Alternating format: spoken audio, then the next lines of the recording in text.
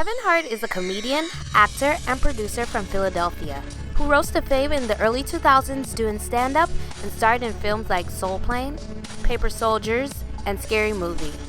He is currently worth over $100 million and is listed as one of Time's most influential people in the world. And while comedians typically ruffles feathers, Kevin seems to be the most hated comedian today. Here's why people hate Kevin Hart. I don't need y'all stuff, and you know, it's at a point now where it's mental. I get scared real fast. Matter of fact, I'm gonna ask this group right here, don't y'all be making no sudden movements and nothing like that. Kevin started off doing mostly black films and doing stand-up in black comedy spaces, and he was relatable to black people until he started crossing over to white films, or as people would call it, white humor. Sure, doing white comedies shows that he has the range and variety. But his jokes have since become very safe by delivering slapstick humor with films like Get Hard, Ride Along, and Jumanji. He has also been accused of being an Uncle Tom for not supporting black people enough. In early 2018, 2 black men were arrested in a Philadelphia Starbucks for sitting and waiting to do a business meeting with a third person. Kevin tweeted, "Let's make one thing very clear. This is not a boycott Starbucks situation. This is horrible management. The manager on duty was wrong. It's that simple." Someone responded, "Really? It's always one Uncle Tom in the butt," calling out the fact that he doesn't want to call it what it is, which is racial profiling.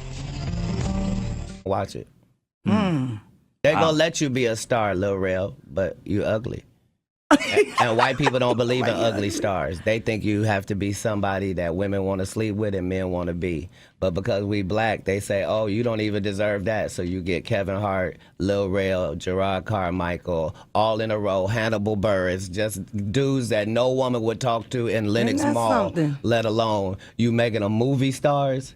Why? Because you know ain't nobody gonna sleep with them. You only got Tiffany Haddish. She been doing comedy since she was 16. You can't tell me your favorite Tiffany Haddish joke. Why? Because she ain't done a tour yet. She ain't done a special. She has not proven the ability to tell jokes back to back for an hour to nobody. And they already ready to down Monique and up somebody who has showed them Girls Trip. Did you think she wrote Girls Trip, goofball? Right. Or do you think that was already a script and they handed it to her? It's up to you, whatever you want to believe. We are in the only business where, as a black woman, what you look like is not supposed to be held against you. And time again, they show you that you can be sidetracked by anything light-skinned. Months later, while defending Tiffany Haddish against Cat Williams' comments, he turned a blind eye to the fact that Hollywood shuts black people out and says that Cat should stop blaming the white man. My frustration with Cat Williams comes from, you keep pointing at Hollywood. Hollywood this, the white man, this, and this. When do you take responsibility for your actions? You had the shot. Cat was in that position at one point. You were the guy. Yeah. You were set up to be the star. You didn't show up to work. You fucked off promo shoots. You fucked off your promo fucking trips that they had set up for you. You became a risk to the studios, which is why the studios stopped fucking with you. Why was he a risk? He chose drugs. Oh, okay. Take responsibility for what you chose and say, you know what? I got to fix me, and I'm going to come back and I'm going to stand up for comedy. You don't hear Chris Rock, Dave Chappelle, the Kings of Comedy, Seinfeld. You don't hear George Lopez, Eddie Griffin. You don't hear fucking, who else can I go down the road of other comedians? Steve Martin, Martin Short. You don't hear the guys that got on top and that made it by doing what they love complain about the people that are coming under them. The reason why is because they're happy with themselves. So when you say Tiffany Haddish doesn't deserve or isn't really a comedian and these other women have worked hard, which they have. Shouts out to Melanie Camacho. Shouts out to Lunel. Shouts out to Leslie Jones, who are all underneath the umbrella of Cat Williams. Cat Williams, have you ever used your platform to fucking bring the people that were under you up? You haven't. So because you haven't, don't shit on those that now are. I've used my platform and I've brought my guys and girls up. Leslie Jones blasted Kevin for saying that he puts every female comedian on. In quote, she said, while he talking about Cat, what did he do to put women on? He didn't help females. They wasn't on his tour. Fuck that nigga. At least Cat put me on his tour. Kevin could have put me on a long time ago, but he never respected me or my comedy. And trust, I can call his card. He know I can. Women have never had it good. At least Cat put women on his tour or shows. How many shows back in the day didn't have a woman on them? Kevin, that motherfucker told me one time I would never make it. Mike Epps then took to Instagram to defend Cat and called Kevin an Uncle Tom. Despite Kevin Hart being a comedian, he doesn't take jokes against him well.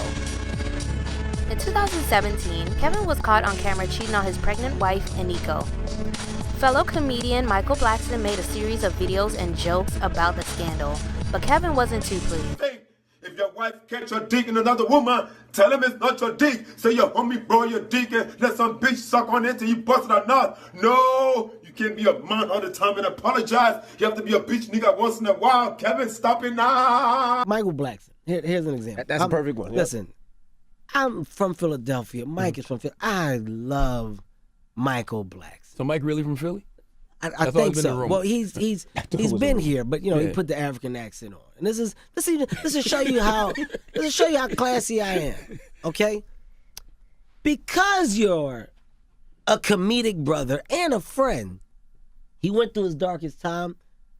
Hey man, that's fucking unfortunate. I don't want to see Mike go through that shit. This is me having a conversation with my friends. I hope he beats it. Mike turned into the Instagram model that just shows her ass that's looking for likes. That's what Mike turned into. Mike turned into that guy. Yeah, Kevin Hart, what the fuck? What? Mike, I'm your guy. If you don't know me, I get it. I'm supposed to be your guy, but now you're looking for likes because the conversation of Kevin Hart drives attention to you. So now you put your relationship with me in jeopardy because you want to try. I could give a fuck, but you want to capitalize off of a Kevin Hart cheating scandal? That becomes your bits. Kevin Hart, what the fuck? All right. Okay, Mike.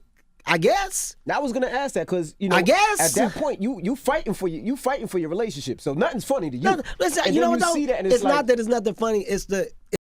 I guess comedy is only okay when the jokes aren't about him. I want you to know Kevin Hart bought them chairs. He definitely bought that chair. He bought them. He did. I'm dead serious. He really did. He bought those chairs you sitting in. I promise to God. Give me another chair. You want another That's chair? That's why the fucking seat's so low. Exactly. Give me another chair. He did it on purpose. Give me another chair. He really wants another chair. Yeah, There you go. You can use that one. Why y'all take the niggas' money? We just letting you know that he bought the chairs, man. He didn't buy this. No, he didn't buy that one. He didn't buy that one. That's from Minor Interiors. Now, what's your beef with Kevin Hart, Michael Blackson? What the fuck was that? First of all, that's what Michael Blackson do. Michael Blackson makes fun of everybody. From Bill Cosby to Birdman when he came here tried to choke you, to Tyrese. And Tyrese was a nigga that I didn't know that well. And I climbed this nigga to the fullest. And he got such a sense of humor that he called me and later on I got kidnapped. You know, so I didn't understand why another comedian. We are comedians, we talk about everything. You know, one thing we don't touch family, we don't touch wife, we don't touch kids. You know, if he never made a video, went on there and about to cry and looked so stupid, he just made it so easy for a nigga like me. But it doesn't matter because I didn't do that because I don't fuck with him.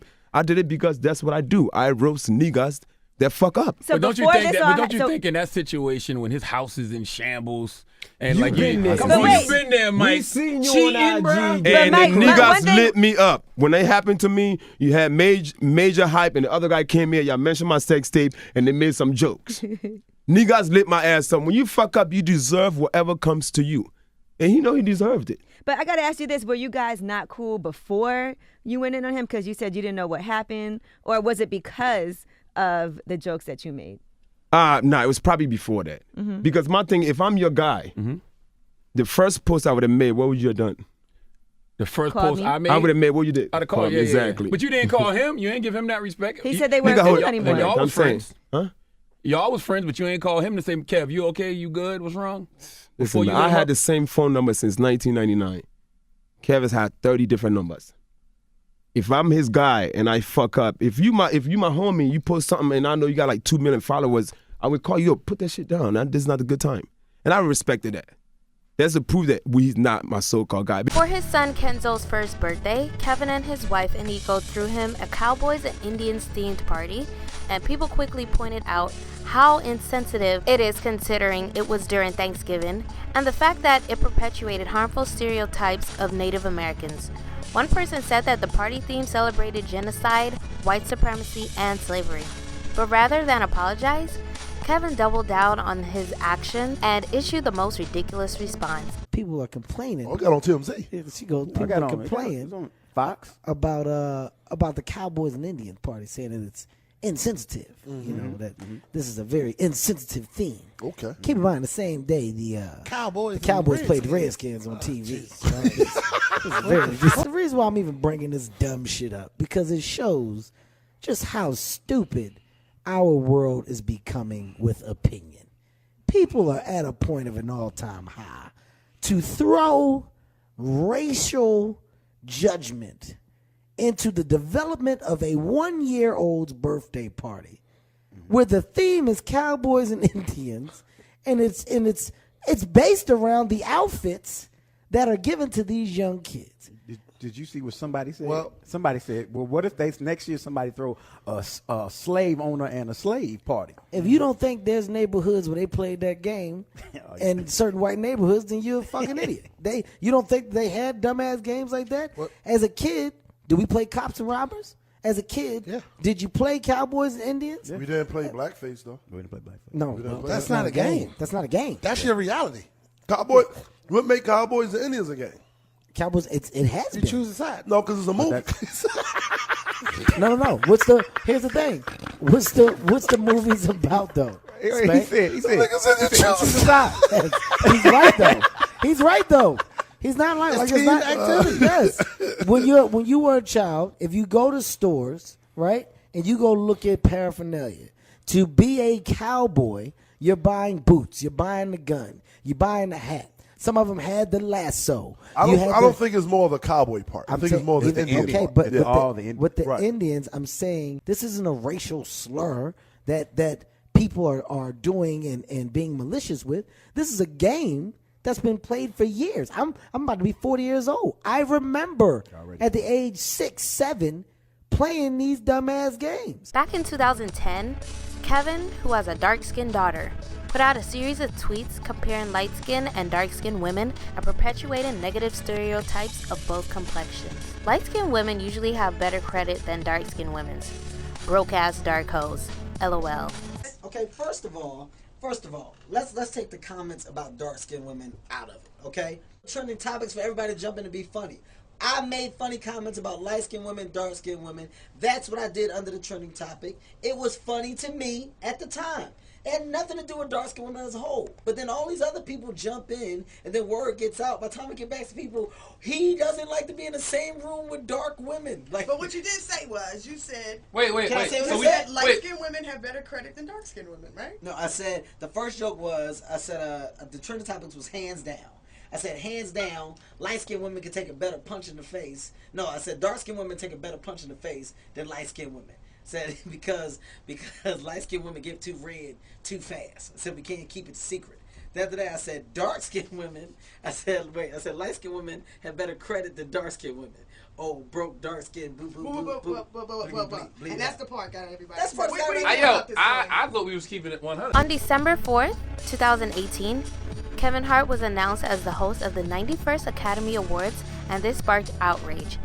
People quickly pointed out his offensive tweets about physically harming his son if he showed any signs of being gay. This tweet particularly outraged people considering the fact that many little boys are being abused and murdered at the hands of their own parents who assume they are gay. Kevin, who never apologizes, refused to apologize and had to step down from his role as a host. Many will say that everyone has become extremely sensitive nowadays.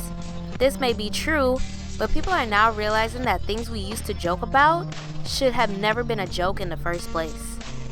That you know, if you in a position of power, you know, you can't be a gatekeeper, you can't be the police, you can't act like a victim every time, and people can have an opinion about you.